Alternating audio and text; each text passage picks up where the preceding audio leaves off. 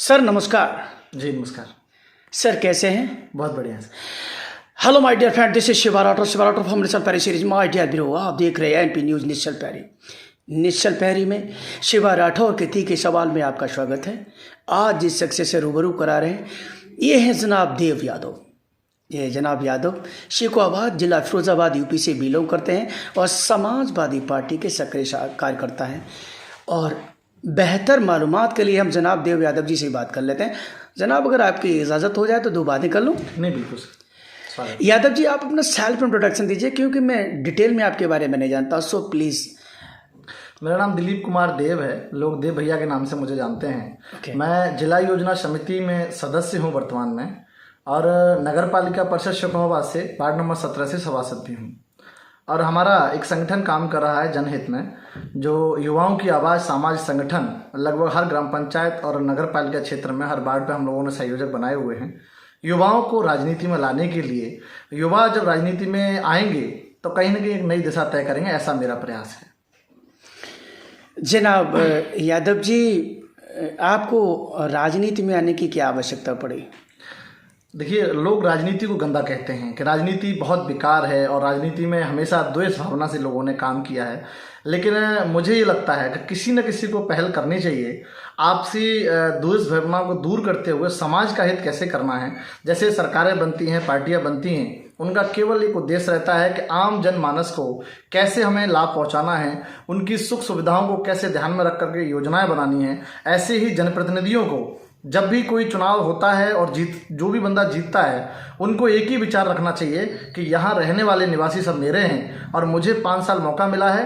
कहीं ना कहीं हमें इनकी ऐसी सेवा करनी चाहिए जिससे आने वाले समय में एक मिसाल कायम हो। और इसीलिए मैंने सरकारी नौकरी के 2 बार मेरी ज्वाइनिंग आई थी सीएम हवलदार से, और ज्वाइनिंग छोड़ने के बाद मुझे लगा कि कहीं ना कहीं समाज हित में जो मैं काम कर सकता हूँ, शायद नौकरी करके लोगों का भला नहीं कर सकता था, जो आप सबके बीच में हूँ। और मुझे अच्छा लगता है कि मैं आप सबकी सेवा कर रहा हूँ। समाजवादी पार्टी में right now present time you are doing work in Samajwadi party. What the difference between, tell me right now mister Yadav, Samajwadi party and Bharatiya Janata party? देखिए, भारतीय जनता पार्टी का जो संगठन है काम करता है, लेकिन कुछ समय से मैं देख रहा हूँ कि जिले की स्थिति बहुत ज़्यादा खराब होती जा रही है।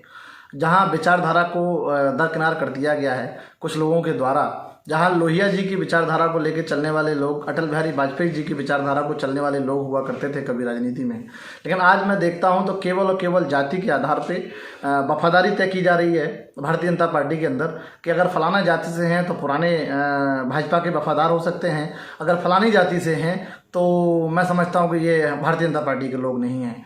और उस समय जब मैंने विद्यार्थी परिषद से शुरू होकर के और भारतीय जनता पार्टी युवा मोर्चा जिले में मैं रहा, मैंने काम करना सीखा है वहाँ। और लेकिन समाजवादी पार्टी में मैं इतना जानता हूँ कि जहाँ लोहिया जी की विचारधारा के साथ काम कर रहे हैं, जनपद में माननीय अक्षय भाई साहब हैं जिन्होंने अपने कार्यकाल में काम किए हैं, और माननीय प्रोफेसर साहब हैं, राष्ट्रीय अध्यक्ष अगले जी हैं। अगर किसी युवा को सीखना है तो मैं समझता हूँ कि राष्ट्रीय अध्यक्ष जी हमारे आइडल हैं, कि उनसे सीख सकते हैं कि कैसे देर रात मेहनत कैसे की जाती है, एक आम जन के बीच कैसे पहुंचा जाता है। सबसे बड़ा उदाहरण मैनपुरी चुनाव है।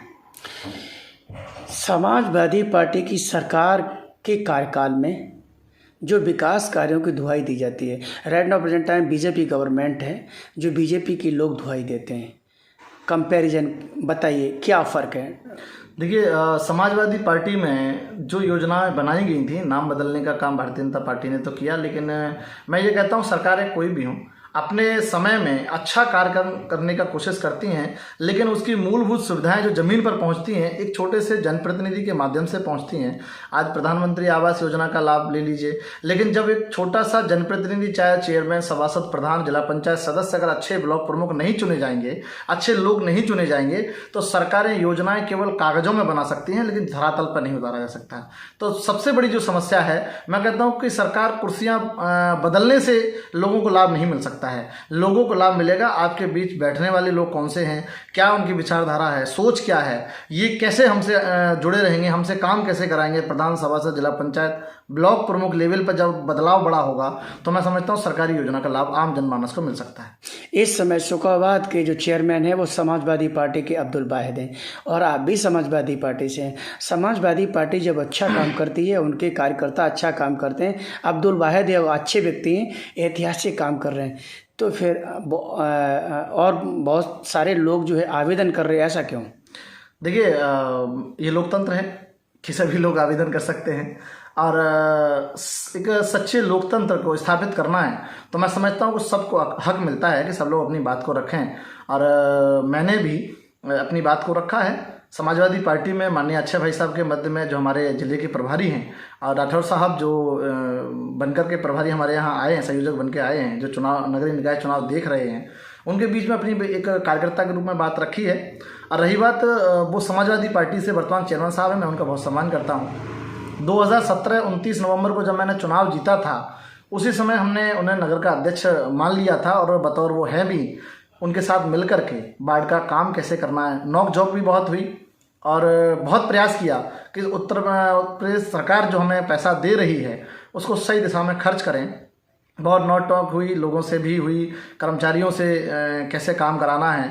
एक परिवार के रूप में, जैसे एक परिवार का बेटा होता है, अपने पिता से लड़ भी सकता है, अपनी माँ से लड़ सकता है, ऐसे एज ए गार्जियंस के रूप में हमारे ईओ साहब, एसडीएम साहब एवं चेयरमैन साहब मुमताज़ बेगम जी, हमने उनसे झगड़ा भी किया, बोला भी, और कहीं ना कहीं ये तय किया कि शिकोहाबाद को एक नई दिशा की तरफ लेके जाना है, जिसमें हमने अपने वार्ड नंबर 17 में करीब 42 सड़कें, 4 नाले, एक पार्क, 8 करोड़ 56 लाख की लागत लगभग मैंने अपने वार्ड में सहयोग से लगाने का काम किया है। रही बात काम और विचार की, जो आप कह रहे हैं, जैसे एक माँ के 2 बेटे जन्मे हुए हैं, लेकिन एक माँ के 2 बेटे तो हों, भाई भाई हैं, लेकिन विचारों में फ़र्क हो सकता है। भाई जी जो काम करके गए हैं, मैं उनसे और अच्छा प्रयास कर पाऊँ। मैंने बोर्ड बैठकों में बहस की। हाईवे के पश्चिम दिशा में 6 वार्ड लगभग लगते हैं जहाँ जल निकासी की व्यवस्था नहीं हुई। ये बात नहीं है कि भाई जी से पहले चेयरमैन नहीं रहे हैं, उनसे पहले भी चेयरमैन रहे हैं। मतलब जब तक प्रशासन हमारा सहयोग नहीं करेगा, ये तय आपको करना है। ये परिवार आपका है, घर आपका है। अगर चेयरमैन साहब आप बनते हैं, आपको मौका मिलता है, तो आपको कहीं ना कहीं समाज के भले लोगों के साथ बैठ करके तय करना चाहिए। समस्या जिनकी है, हल भी उनके माध्यम से निकलेगा, ऐसा मुझे लगता है। मैं विचारों से भिन्न रहा हूँ और पद के कभी खिलाफ नहीं रहा।